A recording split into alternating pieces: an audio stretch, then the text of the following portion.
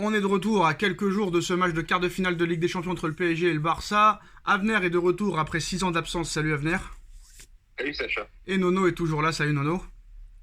On est toujours là. Alors Nono, Mbappé qui lance un avertissement au FC Barcelone avant ce quart de finale de Ligue des Champions, où il nous dit: nous sommes prêts pour n'importe quel match, surtout pour la Ligue des Champions.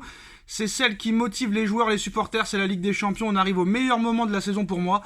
On est prêt, j'espère que le meilleur est encore à venir pour nous. Nous en tout cas, on sera au maximum de notre forme. Je suis sûr qu'on va tout donner. Après, le résultat, c'est dans les mains de Dieu. C'est le moment pour les grands joueurs. Je suis prêt et comme d'habitude, je ne vais pas me cacher. Est-ce qu'il va y avoir un très très grand Mbappé pendant ce quart de finale contre le Barça, Nono? Kylian, j'espère que tu as raison. C'est vraiment le gros test. Et là, il faut que tu en mettes deux, Kylian. Il faut que tu en mettes deux. Et il faut mettre le PSG de suite à l'abri dès le match aller. Seulement deux, Avner? Seulement deux? La dernière fois qu'il a été au Camp Nou, par exemple, il en a mis trois. J'espère qu'il réitérera. Écoute, j'espère que toute l'équipe fera un bon match, pas que Mbappé. J'espère que Donnarumma continuera sur sa bonne série.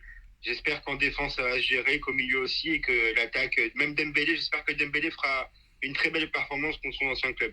Alors je te trouve pas très gourmand, Nono, parce que la dernière fois qu'il y a eu un PSG-Barça, en match aller-retour, Mbappé en avait mis 4, Nono. On peut espérer peut-être pourquoi pas qu'il en mette encore 4.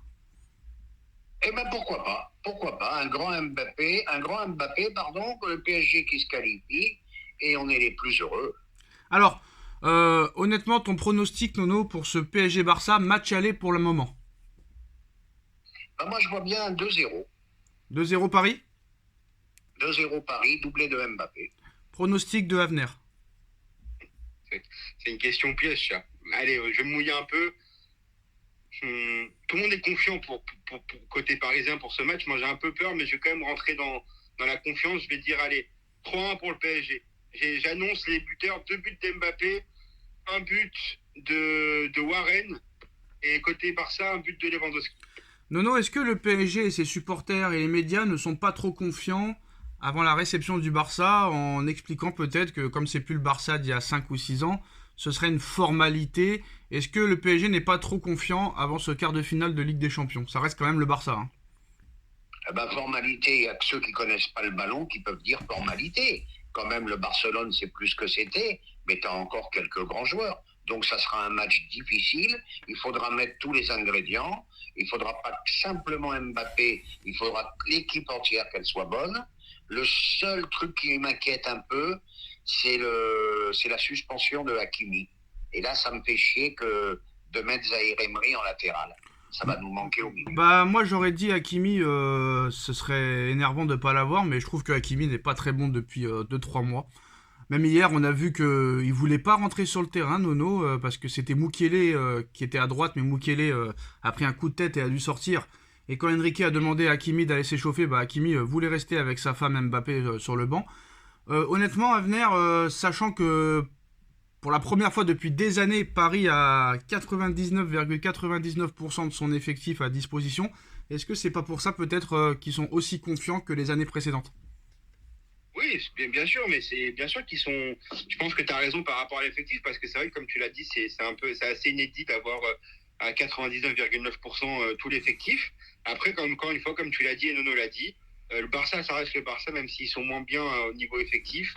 C'est quand même un club plus ancien que nous, qui a déjà gagné la compétition plusieurs fois, avec quelqu'un sur le banc qui a été joueur et qui l'a gagné en tant que joueur, et puis voilà, qui a tout approuvé en tant qu'entraîneur maintenant là-bas. Donc franchement, moi, je crois en nous, au PSG, mais franchement, le Barça, il faut s'en méfier, c'est pas fait. Moi, j'y croirais que sur le terrain, et je serais content que si on gagne à la fin du match, à la fin des deux matchs. Nono, Warren, je le trouve pas au top en ce moment au milieu de terrain. Est-ce qu'à droite, ça peut être une révélation et laisser la place à Kanginli au milieu, ce serait peut-être un mal pour un bien? On en a parlé un petit peu, Sacha. Après sa blessure, il était on va pas dire sur la pente descendante, mais il était moins performant, je veux dire. Depuis quelques temps, je le trouve beaucoup moins performant. J'espère que ça va revenir. Alors, on sait que ce sera Emery à droite, Mendes à gauche et Hernandez dans l'axe. Qui dans l'axe? Beraldo ou Marquinhos? Ah, ben moi, je vois une charnière qui me plaît beaucoup, c'est Luka avec Marquinhos.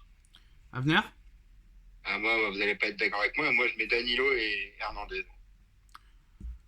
Moi, le problème, c'est que Beraldo, Hein. il a montré ses cojones contre la Real Sociedad, mais la Real Sociedad, c'est pas le Barça. J'ai du mal parce que Danilo, il est limité. Beraldo, il est capable du meilleur comme du pire. Et Marquinhos perd ses couilles dans les grands matchs. Et Skriniar, il est catastrophique. Donc c'est compliqué. Défense centrale, c'est compliqué. Pourquoi Danilo? Parce que Danilo, il y a un truc, c'est vrai qu'il est limité, mais j'ai l'impression que je vois un truc chez lui, quelque chose, que le mec, t'as l'impression qu'il aime tellement le club qu'il pourrait mourir pour ce club, et moi, ça me plaît pour un mec comme ça, tu vois. Faut-il mettre Marquinhos sur le banc contre le Barça? C'est un bon soldat, Danilo, mais il a un problème récurrent. C'est son manque de vitesse. Mais Marquinhos, il a un problème récurrent aussi, Nono. T'as du monde en face, hein. Nono, Marquinhos, il a un problème récurrent aussi. Bah, Marquinhos, on connaît son problème. Voilà. Le traumatisme. Mais Donnarumma s'en est remis. Il peut peut-être s'en remettre aussi. C'est possible. Alors, on met un peu ce match de côté. On a parlé dans une vidéo précédente que Mbappé pourrait ne plus être là l'année prochaine. Qui pour remplacer Mbappé l'année prochaine, Nono? Qui trouver comme joueur qui met 40 buts par saison, sachant que Barcola et Dembélé ne marquent jamais? Est-ce qu'on fait confiance à Gonzalo Ramos qui va exploser l'année prochaine? Et que ses protagonistes, ses copains Dembélé, Barcola lui donneront des caviars? Ou est-ce qu'il faut vraiment acheter un joueur qui met 40 buts par saison? Parce qu'il ne faut pas compter sur Barcola et Dembélé pour marquer des buts. Et s'il faut trouver ce joueur-là, qui? Mais tout le monde dit, Nono, qu'il faut garder Ramos et ne pas recruter attaquant. Qu'est-ce que t'en penses? Eh ben, je suis pas contre ça. Ramos commence à montrer malheureusement un peu tard des choses. Je pense que c'est un véritable buteur. Bon, oublions au niveau des statistiques. Je pense pas que ça soit un joueur qui va t'en mettre 40 par saison. Mais moi, je pense qu'il faut. Bah pourquoi pas? Pourquoi il pourrait pas mettre 40 buts par saison? Cavani l'a fait, hein. Bah, ça me paraît beaucoup quand même, hein. Bah il a que 22 ans, hein.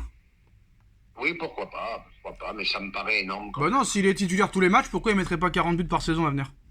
Parce que 40 buts, c'est énorme, Sacha. Et 40 buts, non, mais j'ai dit 40 buts TTC, hein. Eh ben écoute, non, faut laisser sa chance à Ramos. Mais au niveau des statistiques, et là je rejoins Abner, ça sera dur de trouver l'équivalent d'Mbappé. Oui, mais Ramos, il joue pas titulaire tous les matchs. Oui, c'est comme Cavani. Même s'il joue titulaire tous les matchs. Non, mais Cavani, il jouait sur le côté gauche, il mettait pas 40 buts par saison. Quand Zlatan est parti et qu'il a été remis dans l'axe et qu'il a joué toute l'année, il a mis 45 buts, toutes compétitions confondues, l'année 2016-2017. N'est-ce pas, Avner? Et on oublie la particularité de Cavani, c'était de louper une occasion sur deux. En plus de ça. En plus de ça, donc je suis pas d'accord avec toi, Nono. Eh ben, c'est pas grave. Edinson, tu te rappelles d'Edinson? Je suis pas d'accord avec vous non plus, hein. Edinson, il mettait pas beaucoup de buts quand il jouait sur le côté gauche qu'avait Zlatan. Et quand il a été remis dans l'axe, là, il a planté. Et après, malheureusement, on lui a mis Neymar et Mbappé sur les côtés. Moi, je suis pas d'accord avec vous non plus, parce que peut-être je vais vous choquer, j'ai rien contre Ramos. Et vraiment, j'espère, j'ai tout mon intérêt aussi, c'est comme le vôtre, hein, c'est que Ramos éclore au Paris Saint-Germain. Mais moi, pour moi, il va y avoir un vrai problème. Alors, est-ce que prendre un joueur qui met 40 buts par saison TTC, comme Sacha l'a dit, alors à part sur le marché, à part Haaland, mais même cette saison, on les a pas mis encore pour l'instant, je vois pas qui prendre. TCC, pardon. Ou peut-être qu'il faut prendre deux mecs qui vont planter 20 buts pour pallier à ça. Mais excusez-moi, moi je suis désolé, il y a un vrai problème, et je suis désolé de le mettre sur le haut de la liste, c'est Dembélé, je suis désolé, niveau dribble, niveau jeu, niveau intensité, parfait, mais Dembélé en attaque, c'est pourri, c'est nul. Je vous annonce, s'il n'est pas blessé l'année prochaine, 45 buts TCC pour Ramos l'année prochaine. On en reparlera l'année prochaine, si bien sûr il est titulaire. Voilà les gars, c'est la fin de cette vidéo. Dites-nous en commentaire ce que vous en pensez. Like, partage, commente, abonne et à très vite. Tchuss, salut les gars.